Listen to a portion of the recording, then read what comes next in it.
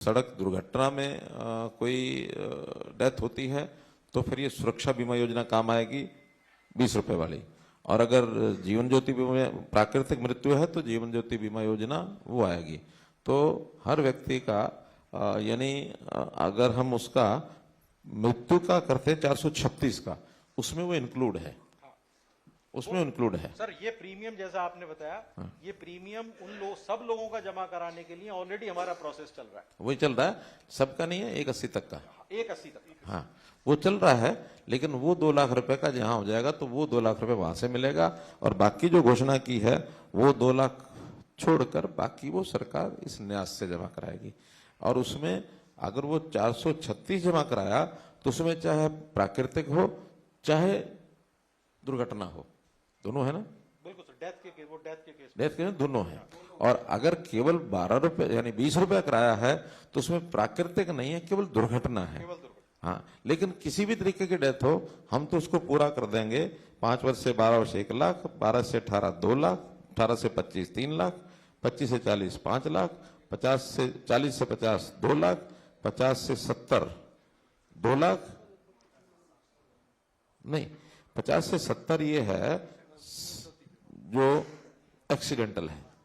Accidental 70 साल तक है। हाँ, तो 50 से 70 केवल एक्सीडेंटल है तो 2 लाख मिलेगा। प्राकृतिक मृत्यु में सरकार देगी।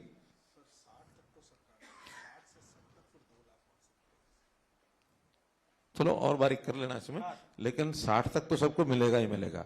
70 जो है लेकिन मिलेगा, वो सेंटर की स्कीम का पार्ट है। नहीं, वही पैसा तो हम भर ही रहे हैं ना। तो पैसा सरकार का ही है। जब पैसा हम दे रहे हैं तो हमारी तरफ से ही हो गया हो।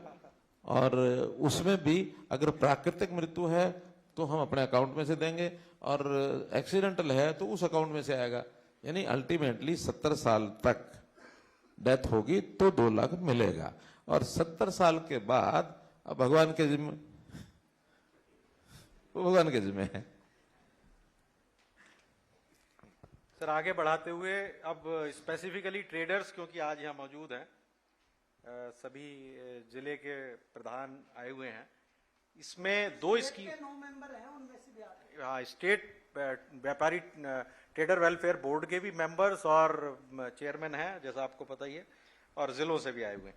इसमें 2 स्कीमें हैं सर। एक स्कीम ऑलरेडी, हालांकि हम उस पर रजिस्ट्रेशन मांग रहे हैं, अभी रजिस्ट्रेशन कम हुई है, तो मैं एक ब्रीफली बहुत बता दूं। ये स्कीम पहले चल रही है, निजी दुर्घटना योजना, जो कि अगेन व्यापारियों के लिए है, जिसमें 5 लाख रुपए तक का कंपनसेशन है। इसमें भी आप इस स्कीम के लिए भी लोगों को कहें कि वो इसमें भी रजिस्टर कराएं। बेसिकली हमने प्रोविजन ये रखा है कि वो सभी लोग जो जीएसटी में रजिस्टर्ड हैं वो इसको रजिस्टर करने के लिए एलिजिबल हैं, लेकिन ये पता करने के लिए कि कितने लोग इस स्कीम में आ रहे हैं, एक बहुत सिंपल रजिस्ट्रेशन प्रोसेस रखा हुआ है, जिसकी रजिस्ट्रेशन फीस सिर्फ 50 रुपए है, ईयरली रजिस्ट्रेशन फीस। तो मैं ये रिक्वेस्ट करूंगा कि जब आप दूसरी स्कीम यानी कि स्टॉक के लॉस वाली स्कीम लोगों को बताएं, अपने व्यापारी बंधुओं को बताएं, तो साथ में ये भी गुजारिश करें कि इस स्कीम में भी वो अपना रजिस्ट्रेशन कराएं। अब जो एक बात स्पष्ट कर देते हैं कि इसमें है 50 रुपया प्रति पर्सन। यानी अगर किसी फर्म के 3 पार्टनर हैं तो उनको 50 रुपया तीनों का अलग अलग यानी 150 रुपया जमा कराना है। कोई छोटी कंपनी है इसी रेंज में नीचे है और उसके 5 डायरेक्टर हैं तो 5 के नाम से 50 रुपया है, पर पर्सन 50 रुपया। उनकी सबकी एलिजिबिलिटी है कराने की, रजिस्टर पर्सनली करना पड़ेगा। इसमें जो अब आज से ये स्कीम लॉन्च हो रही है, जिसमें कि आपकी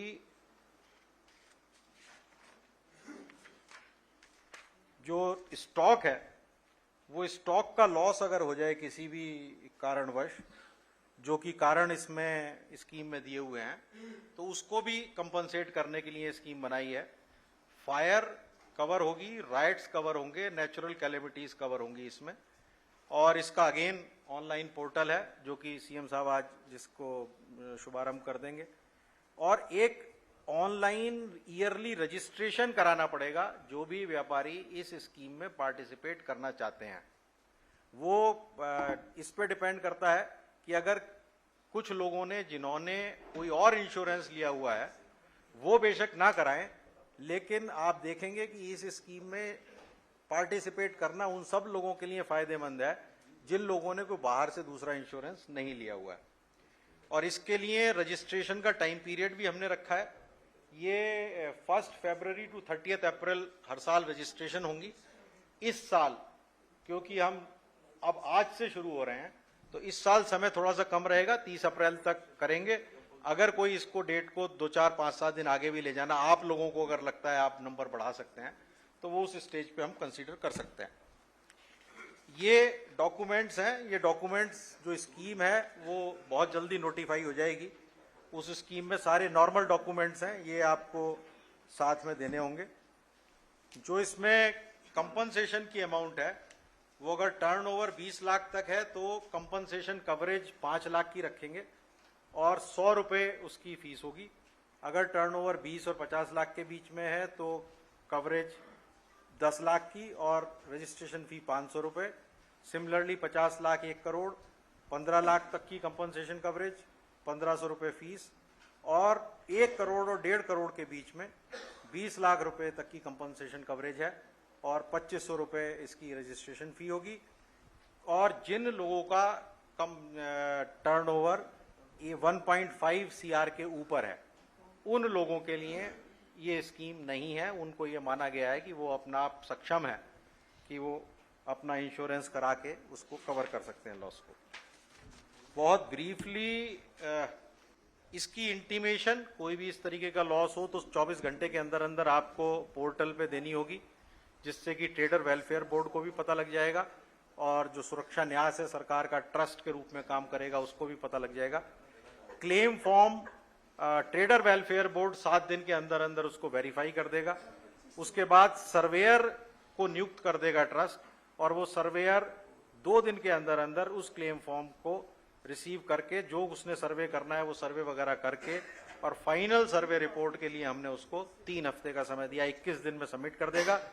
और उसके बाद सुरक्षा न्यास जो कि ट्रस्ट के रूप में काम करेगा, हरियाणा सरकार का ही है अगेन, वो उस फाइनल सर्वे रिपोर्ट के आने के 1 महीने के अंदर अंदर उसका भुगतान करेगा और डायरेक्टली जो बेनिफिशियरी है उसके अकाउंट में ये पैसा जाएगा।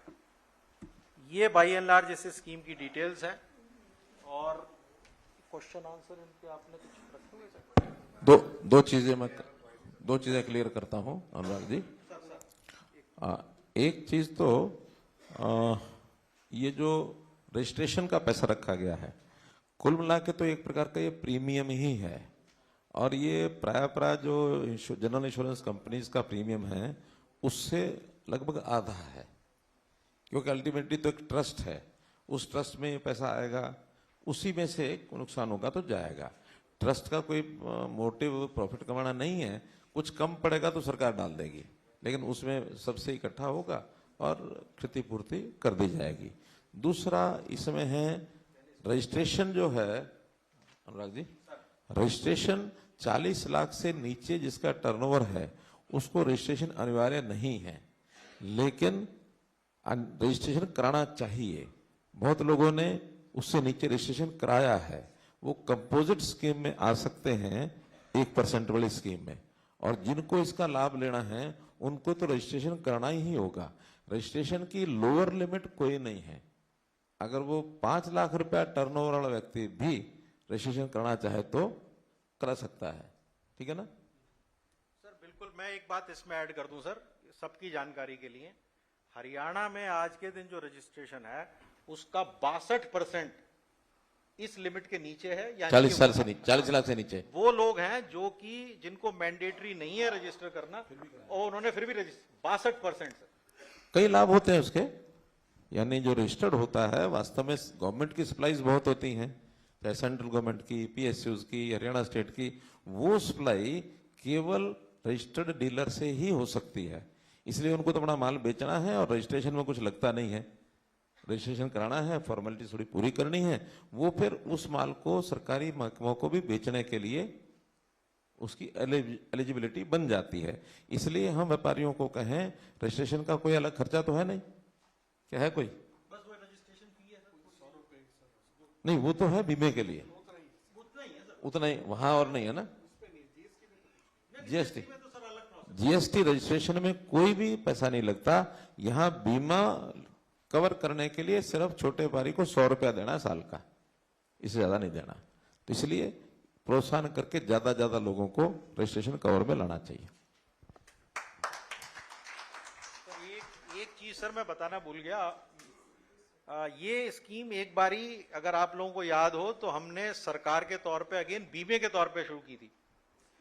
अनफॉर्चुनेटली उस स्कीम में लोगों ने फायदा नहीं उठाया। रिजल्ट ये निकला कि जितना हमने प्रीमियम बीमा कंपनी को दिया उसका बहुत छोटा सा पोर्शन लोग क्लेम कर पाए। तो आप सब लोगों से अनुरोध है कि इसमें अपने अपने डिस्ट्रिक्ट्स में जाके बाकायदा मीटिंग्स करें और मीटिंग्स करके लोगों को प्रोत्साहित करें कि इसमें ज्वाइन करें।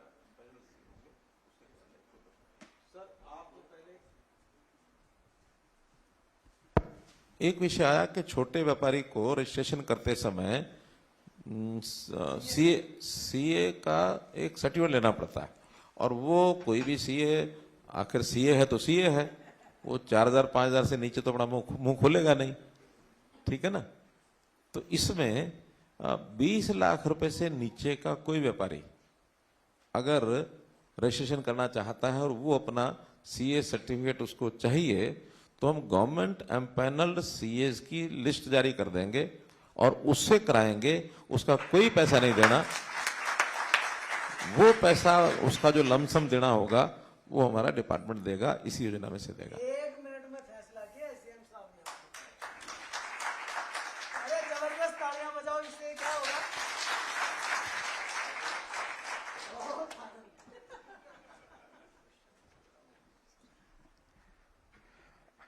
अब मैं माननीय मुख्यमंत्री महोदय जी से प्रार्थना करता हूं कि वो रिमोट का बटन दबाकर दोनों जन कल्याणकारी योजनाएं हैं उनका लोकार्पण करें।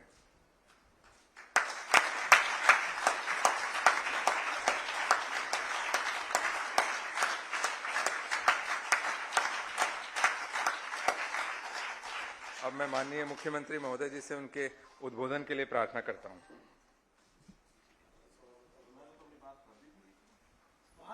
आशीर्वाद तो आप दोगे जब मजा आएगा ना। सर क्वेश्चंस पहले ले लें सर, आप पहले स्वागत ढंग से करवाएंगे, आप कहोगे जब सीएम साहब जाएंगे, ऐसी कोई बात है क्या?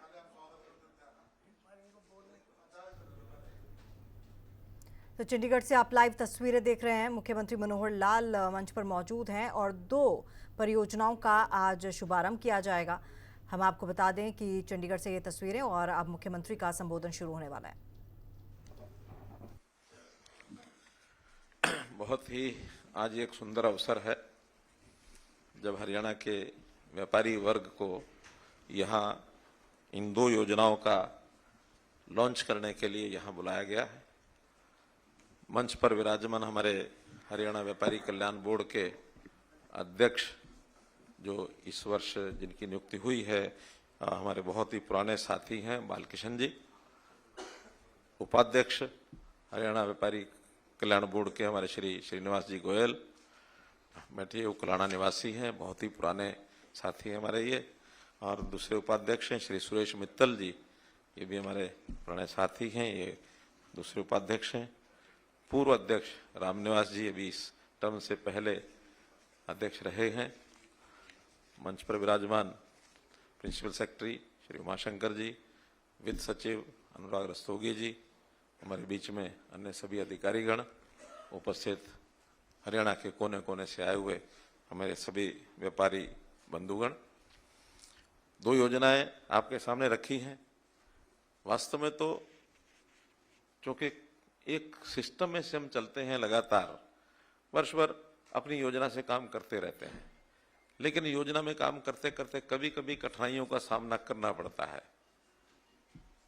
कभी आकस्मिक कोई दुर्घटना हो गई, आकस्मिक कोई ऐसा कारण बन गया जिससे हमारे चलते चलाते व्यापार में कोई नुकसान हो गया, जान को जोखिम हो गया। तो इस क्षतिपूर्तियों को करने के लिए विभिन्न प्रकार की योजनाएं दुनिया भर में हैं। ये एक प्रकार की सामाजिक सुरक्षा ये होती है कि हर किसी का जीवन सुरक्षित हो। तो सुरक्षित करने के लिए आकस्मिक कोई नुकसान होता है, उसके लिए आपसी सहयोग से मिलकर के योजनाएं बनानी चाहिए। तो इसमें सभी लोग मिल करके जो योजनाएं बनाते हैं वो योजनाएं ऐसी होती हैं कि आने वाले समय का, भविष्य का कुछ भरोसा नहीं होता। उस समय की कोई बात अनहोनी ना हो जाए तो सब मिल करके कोई ना कोई एक निधि इकट्ठी कर लें और उस निधि के बाद जिसका नुकसान हो उसको वो दे दिया जाए। एक प्रकार का ये सहकारिता का सिस्टम है, कोऑपरेटिव सिस्टम है।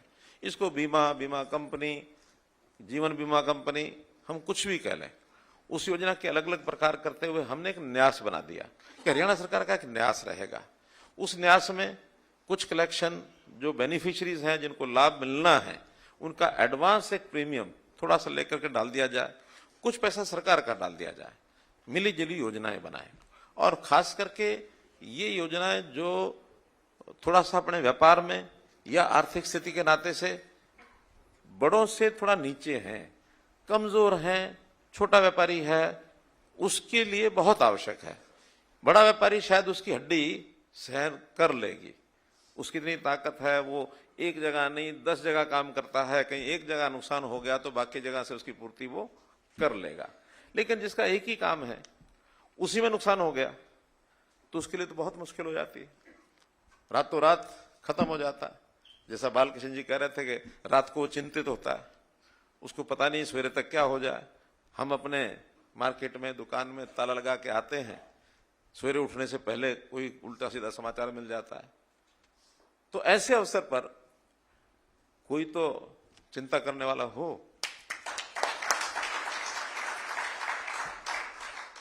तो चिंता करने वाला तो प्रभु है, वो सबकी चिंता करता है, फिर भी किसी ना किसी को निमित्त बनाता है। तो उस नाते से मैं कह सकता हूं कि चिंता मत करो, मैं हूं ना।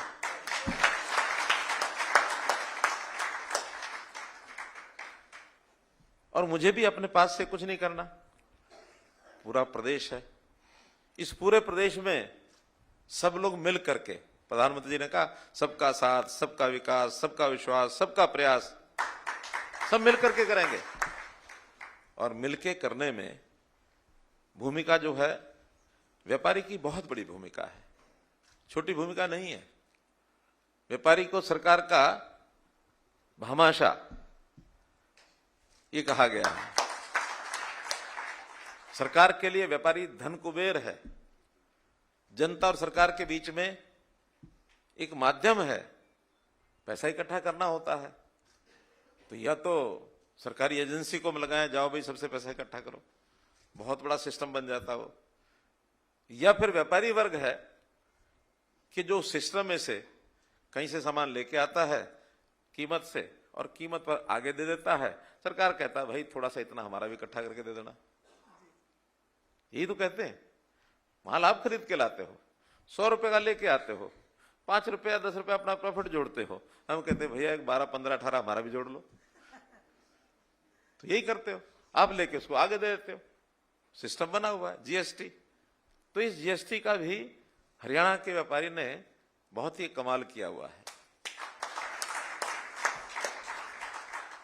वैसे तो जीएसटी एक जब से शुरू हुआ बहुत इसका विरोध हुआ, जगह जगह जाके हमने भी समझाया, भाषण दिए, जो नाराज व्यापारी थे उनको मनाया। एक बड़ा अंतर देखा उस समय, जो थोड़ा बड़ी आयु का व्यापारी था, पुराना था, उसको बड़ी तकलीफ थी, नए को समझ नहीं थी। हम समझाते थे बहुत अच्छा है, और उसके बाद पुराने ने भी सारा हिसाब किताब छोड़ के नए अपने बेटों को, बच्चों को, साथियों को दे दिया, भैया अब ये नया सिस्टम है आप संभालो। और आज नया व्यापारी है वो इतना खुश है इससे, बहुत खुश है। वो कहते हैं जान छुड़ा दी 2 भैयों की।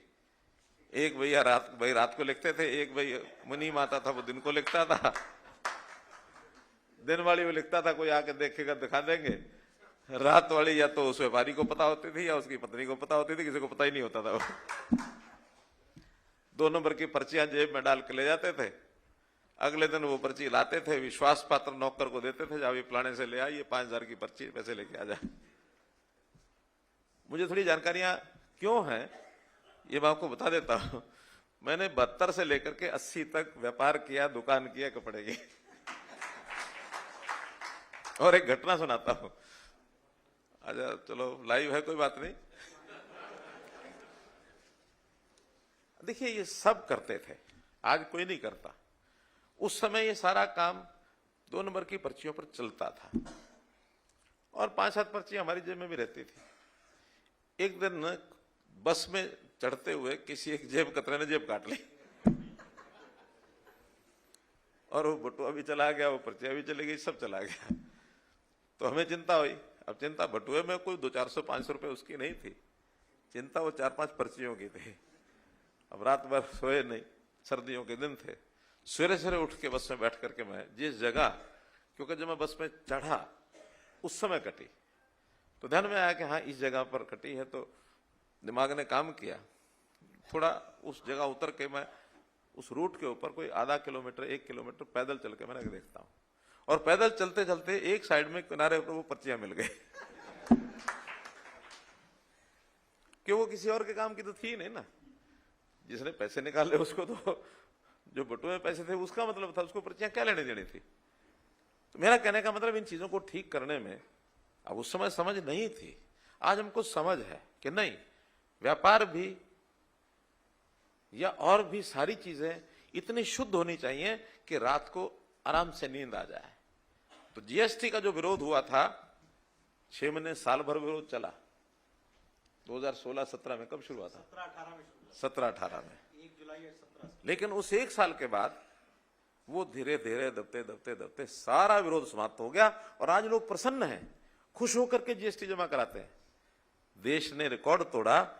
4 महीने पहले जो मंथली कलेक्शन होती है 1,66,000 करोड़ रुपया देश में जीएसटी इकट्ठा हुआ। और एक अच्छी बात यह है कि GST collection per capita collection, इसका भी हिसाब लगाते हैं वो, आबादी के हिसाब से सबसे ज्यादा कलेक्शन कहां की है।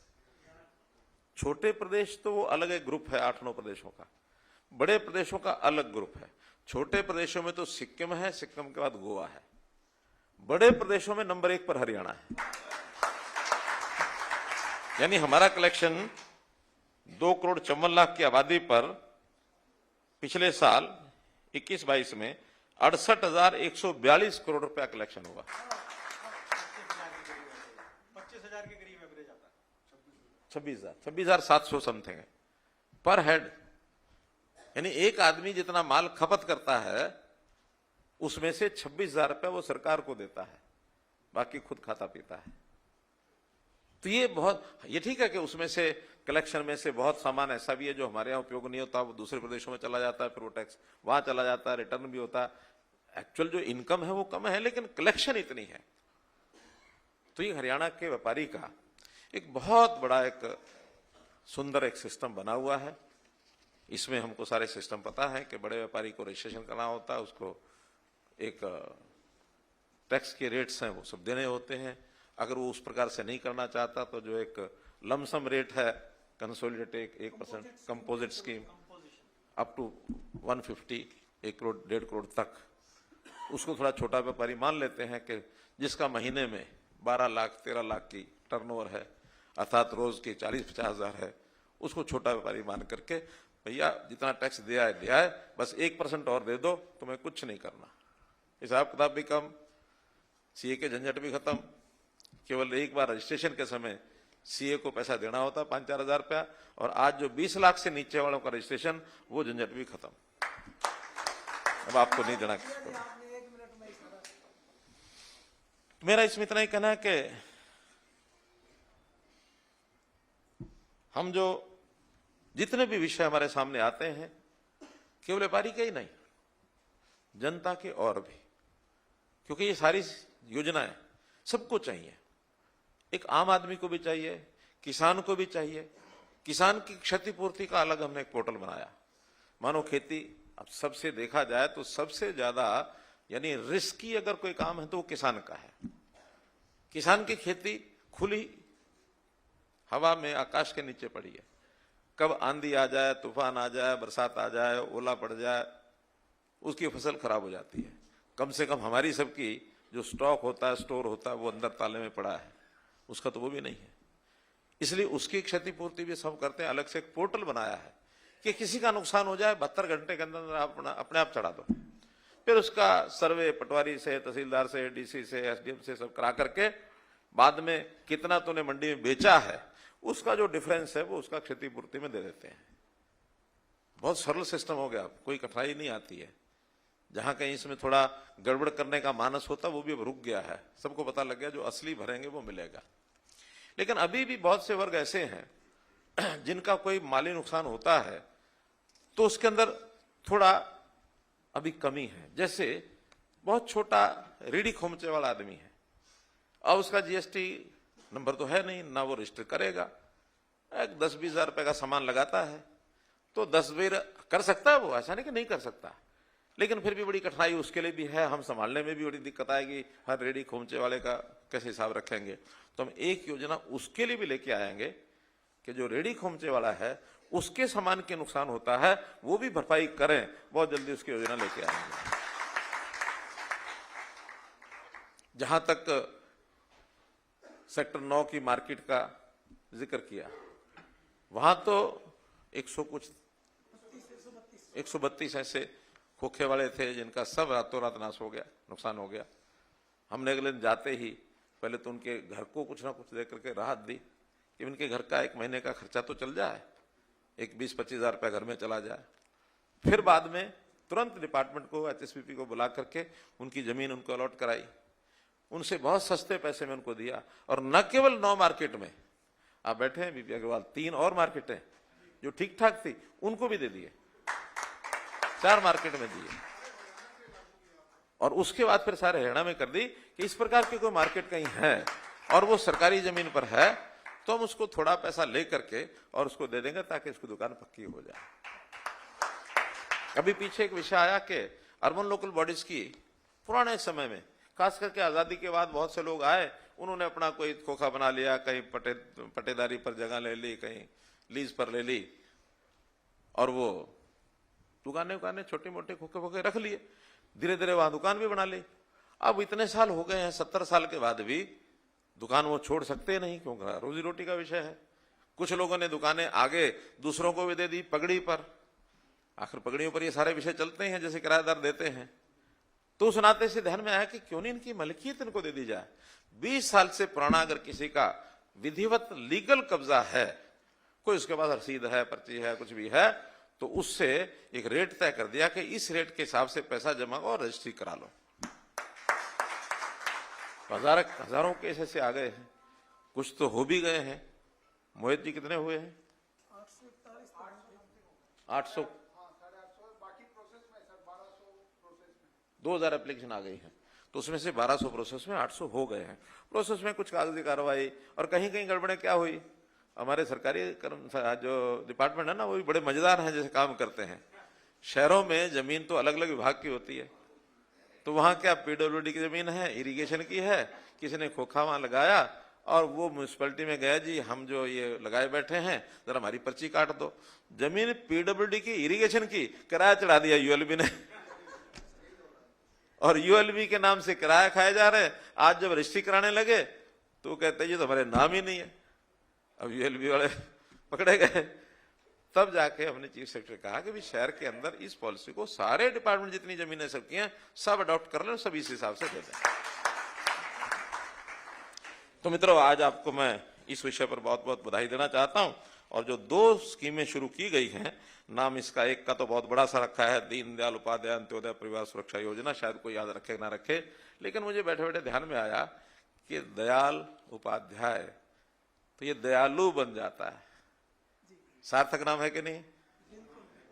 तो ये दयालु योजना जिसमें हम 5 वर्ष से 12 वर्ष तक 1 लाख रुपया, 12 से लेकर 18 वर्ष तक 2 लाख रुपया, 18 से आगे जो भी योजना बनाई है उस योजना का नाम दयालु योजना रहेगा। इसको इसी ढंग से उल्लेखित करें, ठीक है।